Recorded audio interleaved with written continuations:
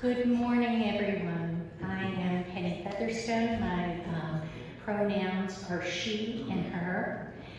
I want to welcome everyone here. I see mostly familiar faces, some new and visiting faces, and it's wonderful to have you all here. We have many, at least 3, coming up in February and early March. 3 very special second hours, and that's when we have a special program that will be of interest, and we hope you're able to stay after the church service on February 15th, February 26th, and March 5th for those programs. This is a note from the Satterwhites. I will do my best. Service to community. Service to our community has an impact beyond the work being done or the person doing it. This Sunday service on January 29th, presented by UUCP members Scott Satterwhite and Dr. Lauren Anzaldo, will focus on community service, including the service done through youth scouting organizations. The service will include a 5th Sunday collection to benefit the Eagle Scout project of our own Desmond Anzaldo Satterwhite, who plans to repaint and refresh our church parking lots and driveways. During this service, we will also hold a new member welcome ceremony. Exciting. Our service lighting today is by an anonymous source from our hymnal, number 434. May we be reminded, yes, thank you. May we be reminded here of our highest aspiration and inspired to bring our gifts of love and service to the altar of humanity. May we know once again that we are not isolated beings, but connected in mystery and miracle to the universe, to this community, and to each other. Please stand as you are able and willing. Love is the spirit of this church, and service is law. This is our covenant, to dwell together in peace, to seek the truth in love, and to help one another. Thank you. Opening words are from a verse that I wanted to include as a piece of music, and we weren't able to do that, but it's from our Teal hymnal, and the words are by Jim Scott, and he was inspired by Kenneth Patton, who I think may have been a UUA president at one time. Let this be a house of freedom, guardian of dignity and worth held deep inside us. Let this be our house, a platform for the free voice, where all our sacred differences here shall not divide us. Let this be our house of peace. And now we will sing our opening hymn, which is number 347, Gather the Spirit. And this is a familiar one, so I think you may be able to just join in the choir. Stand if you're willing and able.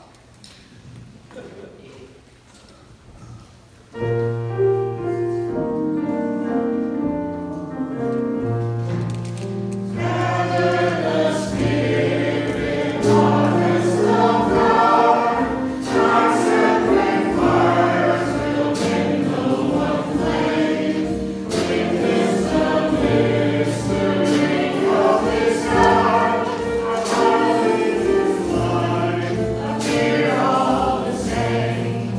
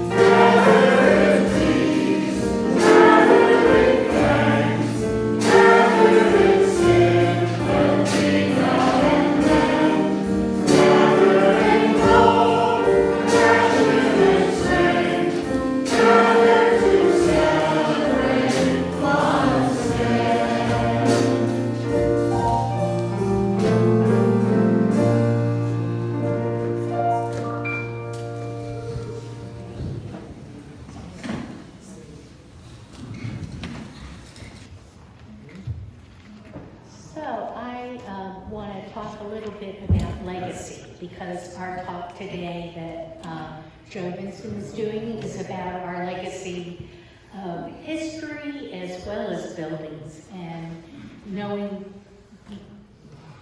where we come from. And so, for our kids, I'm going to ask you, do you know what a legacy is? Maybe you do.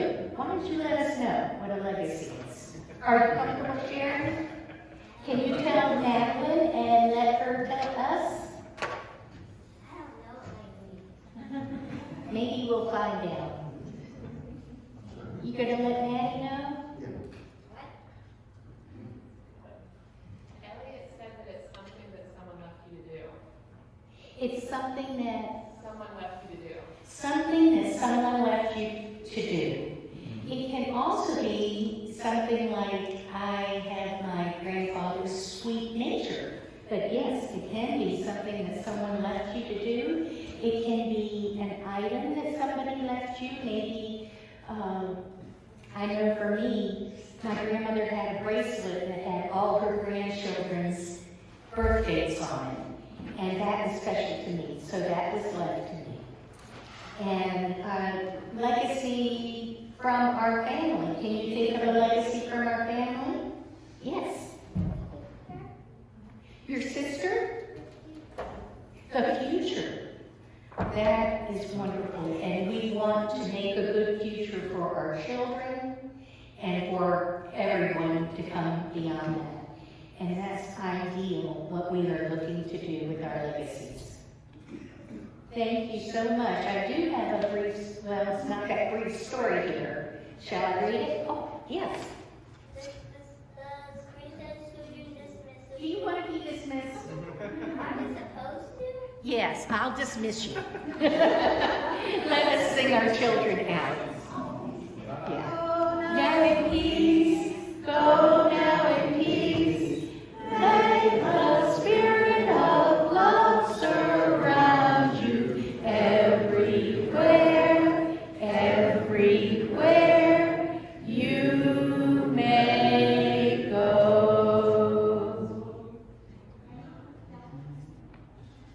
Okay, we are self-supported by our members, and we encourage you to give from your heart. Many of us make monthly payments online, but if you feel that you want to give a little extra something today, the baskets will be coming around and we appreciate it.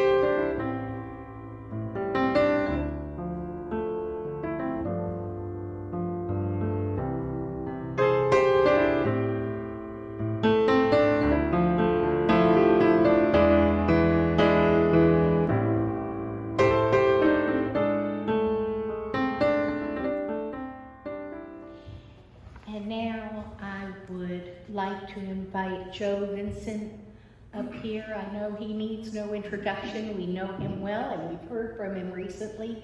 And this is the second in his series on Lost Pensacola. And we are very gifted to have him among our congregants and members.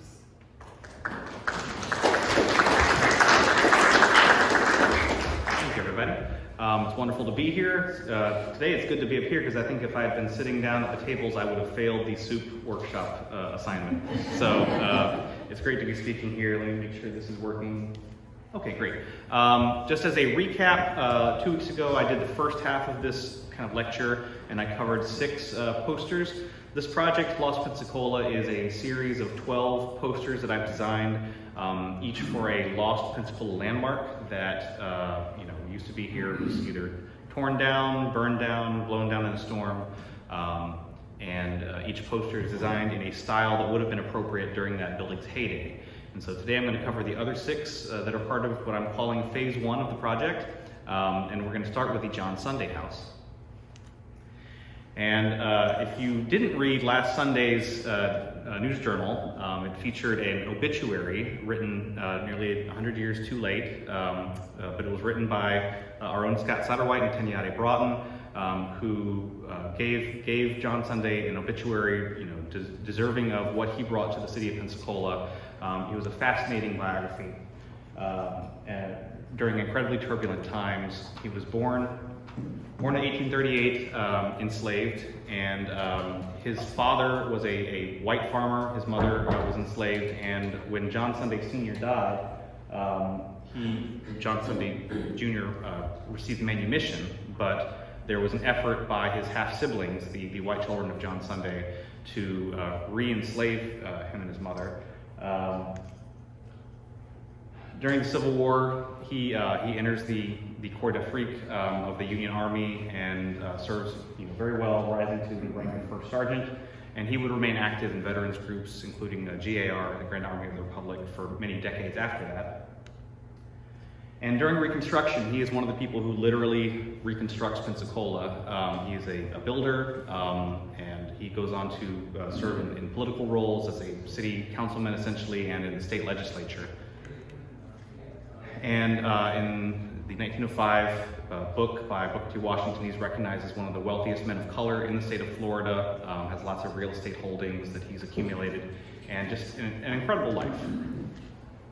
In 1901, after building so many houses for others, he builds his dream house. And this was on West Ramona Street, and he lives there for the rest of his life.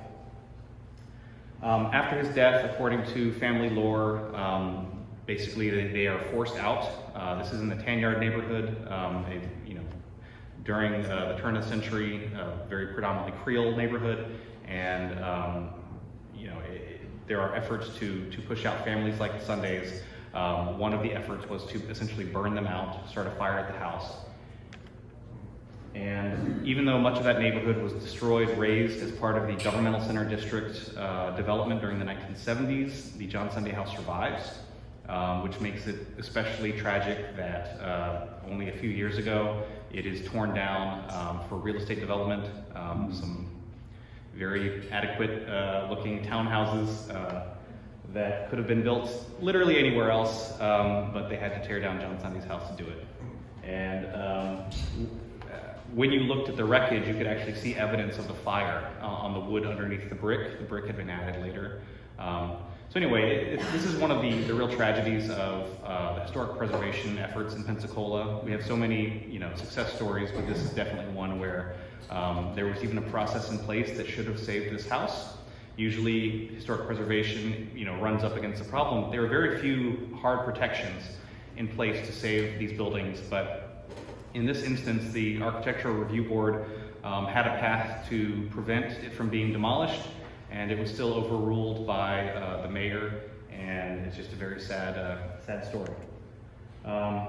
It's a failure of the political process, but it's also a failure of historians, because this building did not get the attention it deserved for the decades before it was torn down. That's why one of the few photos we have is this one from 1905.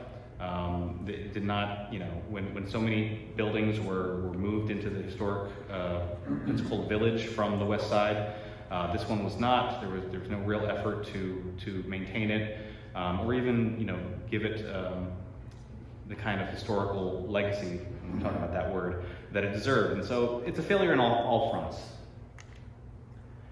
For this poster, I wanted to play on the idea that home ownership is the American dream, much as John Sunday represented the American dream. And so I was inspired by these kind of Sears Roebuck home construction kits that people would purchase in the early 1900s. You get the catalog, you could pick out your floor plan, they'd send you the parts and the materials and everything, and you'd have your wonderful house.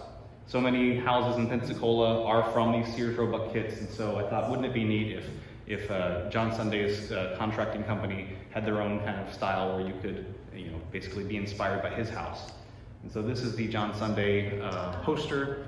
You see his face, and it's the Ponds and Sunday was the actual name of the company. And many of the details here are taken from actual Ponds and Sunday ads. But the floor plan is speculative. I knew what the floor plan was at the time of its demolition, but definitely some things had changed since it had been constructed, so there's a little bit of imagination on my part. But it also has the emblem of the GAR on the top right there. And so, yeah, that's a little tribute to Johnson Day. The San Carlos Hotel, this is the one that most people remember. This beautiful 7-story building was built, designed by New York architect William Lee Stoddart. And if anyone remembers the program from 2 weeks ago, Alexander Stoddart was a well-known New York businessman. To my understanding, there's no known relation between the two, but it's an interesting coincidence. It was built by local contractor C.H. Turner, and opened just in time for Carnival season in 1910. 16 years later, it was heavily expanded, doubling the capacity to, or probably more than that, 456 rooms. And for decades, it is the place to stay in Pensacola. Even after the bridges connect Pensacola to the beach in 1931, there aren't any Pensacola beach hotels or condos for a long time. So if you were coming to Pensacola to visit the beach, you stayed at the San Carlos. And it was only when you had the rise of motels that people stopped staying there, and it entered this slow decline. It closed in 1982, demolished in 1993. But there's the expanded view on the top left. You can see just how grand it was with the giant letters on top that people would see from miles away. And then there's a photo of its demolition in 1993. It was replaced by the U.S. Courthouse. My dad was actually involved with the planning of that building, and his office was there as a judge for many years after that. He was not responsible for the mold situation that ended up forcing it to be renovated a few years ago. But it's a nice looking building, but gosh, it's a shame that we couldn't have saved it. For this poster, I was inspired by these 1920s, 1930s Art Deco style posters in New York and Atlantic City. And so I want to do something that kind of gave that grand feel for Pensacola. And so this is what I came up with. And one of the architectural details that I loved about the San Carlos is these corbels underneath the balcony. They were steel and had this beautiful SC motif in them. And so just a really beautiful piece of architecture. And yeah. The Frisco Passenger Depot. So many of you probably know where this is, but maybe not realize it. Let me talk a little bit about the Florida land boom. In the 1920s, there was a huge rush on Florida land.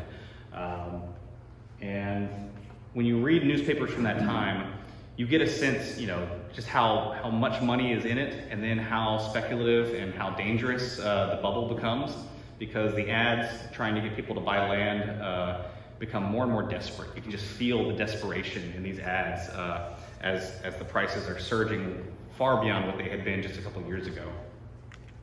But at this time, the Frisco Railroad Company decides they're going to expand passenger service into Pensacola.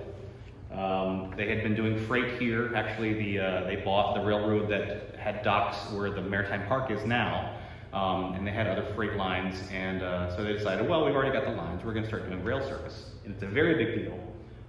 There's this, I don't know if you can read it, it says Welcome Frisco. The city has a big parade for the Frisco executives who come, and this would connect Pensacola to some major Midwest cities. You've got, Memphis, St. Louis, Oklahoma City.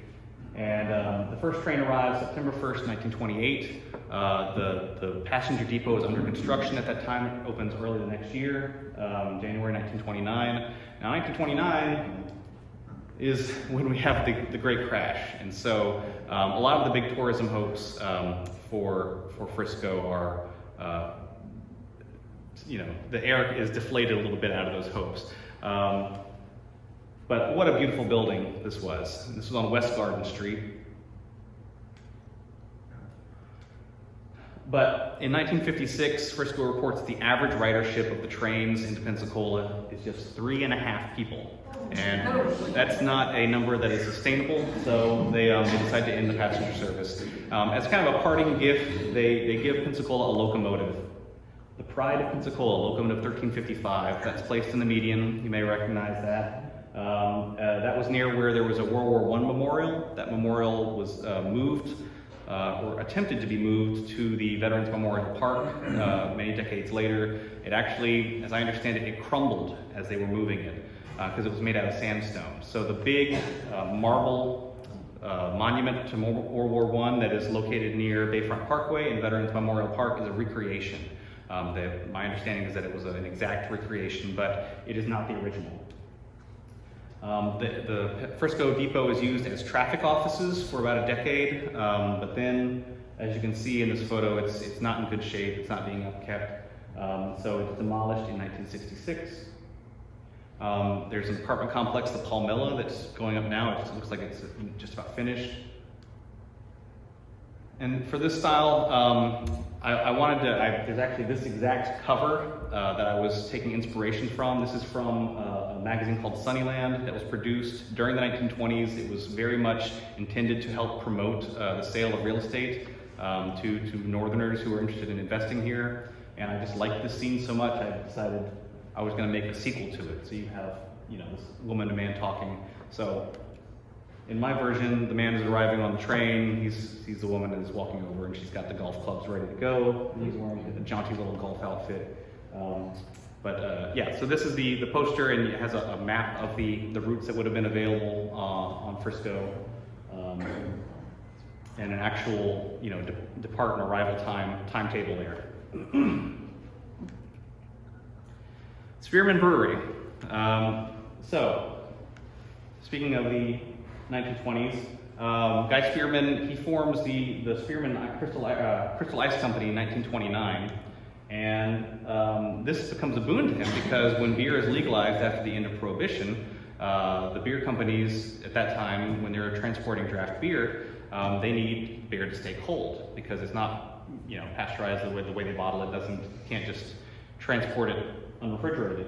So he is tapped, no pun intended, to handle the Budweiser and Schlitz beer distribution, and does very well. But he decides, I think I can make my own stuff. So there's a partnership, the Gulf Brewing Partnership, that announces they're going to start a new brewery in Pensacola. And ultimately, he ends up kind of going solo, and so it's renamed Spearman. Part of it, my understanding, is that the other partners wanted to do secondhand equipment to get the brewery going, and he insisted on getting everything new. So he began shipping in May 1935. This is right after the restriction on strong beers in Florida is lifted, and that's why one of the brands that Spearman is best known for is the Straight 8 beer, and that's reference to the 8% alcohol by volume. Here's some photos of the Spearman Brewery. This was on Barrancas.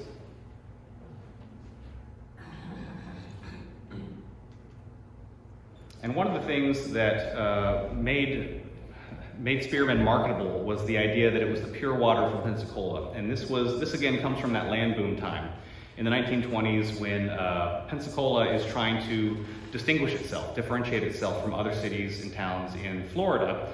And so the city government in the 1920s hires a chemist to come and analyze Pensacola's water table. And they take a sample of water and they analyze it and they say, oh, it's 99.99999% pure, very low turbidity, all these kind of technical terms for the water. And so the pure water becomes a selling point that they say, this is what we're going to do to make Spearman beer best. And they have a system that collects and liquefies carbon dioxide gas and adds it back to the beer for a very pleasant foamy taste. There's a lane pump out in front of the brewery, actually 2 wells that can draw 1,000 gallons per minute from an artesian reservoir underneath the brewery. And it becomes a tourist attraction. There's a big sign out there. This was like an early selfie spot where you would go and take your photo while driving down the highway, and it had a back scratching post where you could stand up and see the well in the background and the brewery. So it was a whole thing. And let's see if I can. I don't know if you can't see it on here very well, but this is this is a Sanborn fire insurance map. These are essential for historians. And on this blueprint that shows where the brewery was, you can see 2 things out front that say well. And this is the, at the bottom of the map here, you see there's more down here, but the map cuts off. So I'm going to zoom out, I'm going to combine a few of the other pages to show you. So just south, right across the street from the Spearman Brewery, was the Pensacola Creosoting Company. You may know that today as the American Creosote Works Superfund site.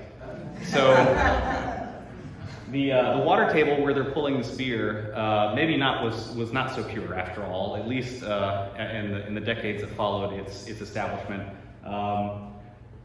By all accounts, the beer was very nice when it started. By the time the Spearman Brewery closes in the 60s, it is not considered a very good beer. My dad was stationed here at the Navy base, and he recalls having some in 61 or so, said it was just the worst.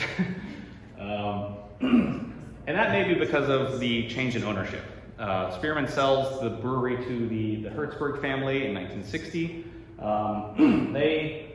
For some reason, they bought it and then ran ads saying, forget everything else you've ever tasted, we're changing the recipe, it's completely different now, you should try it. That doesn't seem to me like the best marketing idea. Why would you buy something and keep the name if you were going to do that? But they changed the recipe and they started selling it under lots of labels. The Hertzbergs were based out of New York and New Jersey, and they had distribution to a lot of different places. So the same beer, would be sold under a bunch of different names.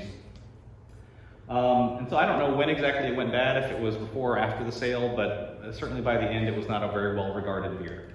In 1964, they sell all their U.S. operations to focus on starting a brewery in Israel. So production ceased. The brewery building at that point is basically just used for storage. As the years go by, they start basically tearing this building apart. First they rip off the roof so they can get the equipment out and sell it. And then they strip it down to the steel frame, which you can see here. And the idea is that they're going to use the steel frame and build a new building, like an office building around that. But ultimately it never happens. It's demolished in 1987. A couple years before that, someone committed suicide, hanging themselves from the steel girders. And so at that point, city officials said, okay, we got to do something about this. So it was demolished. Now the actual spot where the building was is still vacant. On the south side of that parcel, there's a new Spearman Center where some law offices are and some other offices. For this poster, I want to do something a little different. It's not designed so much as photography, and I was copying this campaign that Budweiser did, where there's life, there's Bud. And so I asked a friend of mine, hey, would you be willing to wear a conquistador outfit for me? I have this idea. And he said, absolutely, you've got me. He had me a conquistador outfit. Because again, the marketing for Spearman played on the idea of Ponce de Leon going and finding the pure Florida water. And so this is the poster for Spearman beer. This is the fountain they really wanted. So that was a lot of fun. I photographed that in my parents' backyard to have a waterfall water feature. All right, the Spanish Village. This was a tourist attraction for the 1959 Quadricentennial. This celebrated Pensacola's 400th anniversary. It was open for 4 months that summer. And it was not based on the Luna expedition from 1559. It was actually based on the Presidio Isla de Santa Rosa, which was 1722 to 1752. And it was based on a 1743 drawing. At that time, they didn't actually know where on Santa Rosa Island the Presidio was, but a few years after the Quadricentennial, there's evidence of the Presidio was discovered by Norman Simons, just an amateur archaeologist who goes on to become very well known in local historical circles. But as part of the Quadri, the Home Builders Association builds 15 structures, including the Governor's Mansion, which is this building with the kind of turrets on it. This is the first effort locally at living history. Nowadays we have the historic Pensacola Village where you have people in period dress. But at this time, this is brand new stuff. It's a really novel idea. You've got artisans from Spain and Mexico and they're living in some of these buildings and making objects. And you've also got costumed reenactors. After the quadri is over, it's mostly unused. People can walk around. There are a few vents here and there, but mostly nothing is done with the buildings, and they get, as wooden buildings do on the beach, bleached and brittle, and eventually they're demolished in 1978. Here's a few more photos from the quadri. Yes, that is a non-native woman wearing native signifying dress. It was not the most culturally appropriate production, but well-intentioned. John Appleyard, as I said last time, John Appleyard was really my, inspired me to get interested in local history. He was the state director of the Quadricentennial. This was the same year that he started his ad agency. He left Justin Waddell's agency that year while they were working on the Quadricentennial. My understanding is that Mr. Waddell had some trouble keeping within the budget. And I spoke to Mr. Appleyard shortly before he died and asked him about the quadri. And one of the things he said was that the chairman of the Quadricentennial Commission, McHenry Jones, a local lawyer, was really a wonderful person to work with, and was the person who insisted on the historical accuracy in the furnishings of like the governor's mansion and other buildings. But that's John Appleyard there holding the sword. And the inspiration for this project, for this poster, was for Disneyland. Our family are big into Disney. And Disney opens in 1955, just 4 years before the quadri. And this would have been kind of like Pensacola's Disney, the kind of equivalent tourist attraction.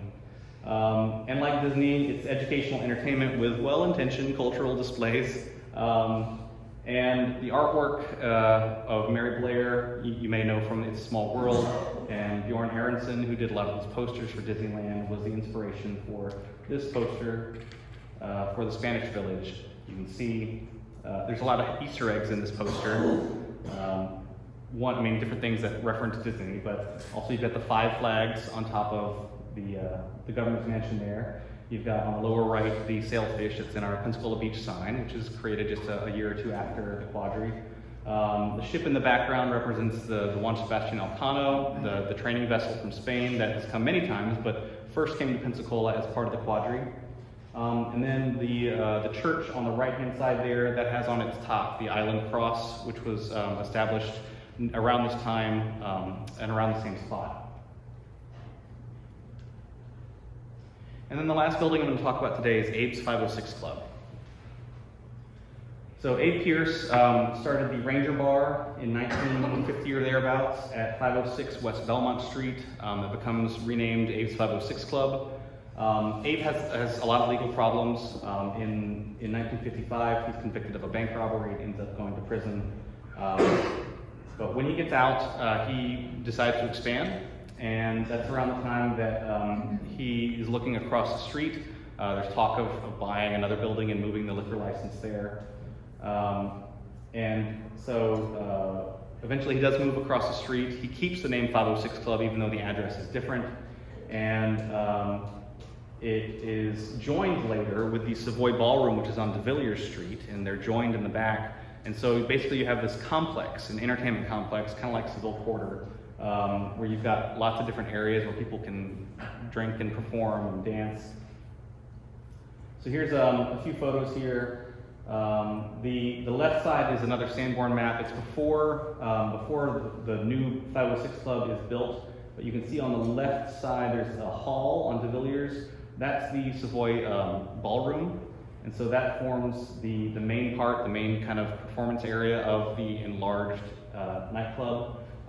That bottom right photo is when you can look down from the kind of balcony and see the big stage and all the seating and space there was. The top right is from when the Savoy was the African American USO. And as a legacy, in 1981, Abe is arrested again, this time for drug trafficking charges. Again, he had very sad times of his life when he succumbed to, different vices and legal troubles. But I don't want to let that overshadow the contributions he made to Pensacola and also specifically to the Belmont de Villiers neighborhood. Abe's helped keep the neighborhood alive, and for some of the darkest times in the neighborhood's history were after Abe's closes in the 80s. And when Abe's is vibrant, he is helping to bring big acts to Pensacola. James Brown and other performers perform at the Municipal Auditorium when they don't perform at his place. But he's helping to attract these artists here. He's sentenced to 15 years in prison, but released early due to health problems, and he died in 1987. And today, Belmont de Villiers is really, enjoying a second life. It's known for being, one of the stops on the Chitlin circuit and for other contributions to the music scene. But one of the things that I fell victim to, that I'm trying to get back past, is the big name syndrome, where we focus just on the James Brownses or the Ike and Tina Turners and people who performed here, and realize that Abe's and many other music places, even if they didn't have the huge names that came there, they had local performers, and they had music there every night that kind of fed into the culture of this area.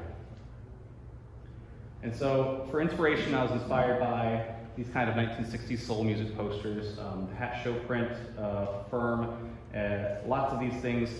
One of the things that's different about this project is that there are Abe's 506 Club posters that still exist that were from a little bit later, but I wanted to do something from the early 60s, that kind of feel. And you see a lot of these have these kind of gradients in the background. That comes from a split fountain method of doing screen printing called a split fountain serigraph. And so I wanted to do something that had that look. And so this is the poster for Abe's 506 Club, and I wanted to feature Mighty Sam McLean, who got his start being the nightly performer at Abe's before he went off with Papa Don Schroeder and had his first single recorded up at Muscle Shoals. And he went on to enjoy a respectable career. That's Abe's 506 Club, and that is the last one I'm going to talk about. Many of these poster subjects I had screen printed by a company in Chicago, Delicious Design League, and others I had done as letterpress prints by a local company, Charlotte Mason Printing. I just wanted to show you a quick video of the screen printing process because I think it's so neat. This is for the first day.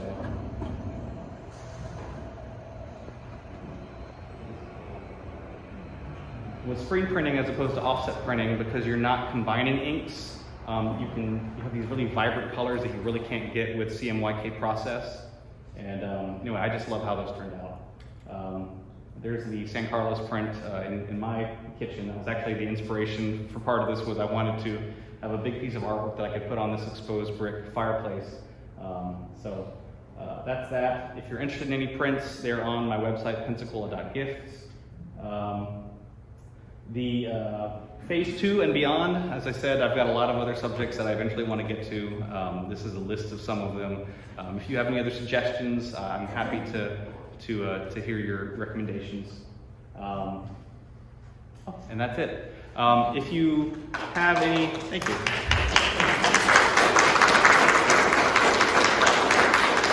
If anybody has any questions, I'd be happy to take those. Otherwise, you can talk to me after the service. I've got some calendars with all 12 designs if you're interested in getting one.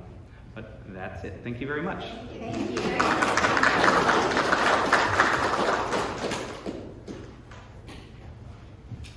Go ahead, some things coming up. I'll say if you'd like to join us from the teal hymnal, this is hymn number 1064. Thank you.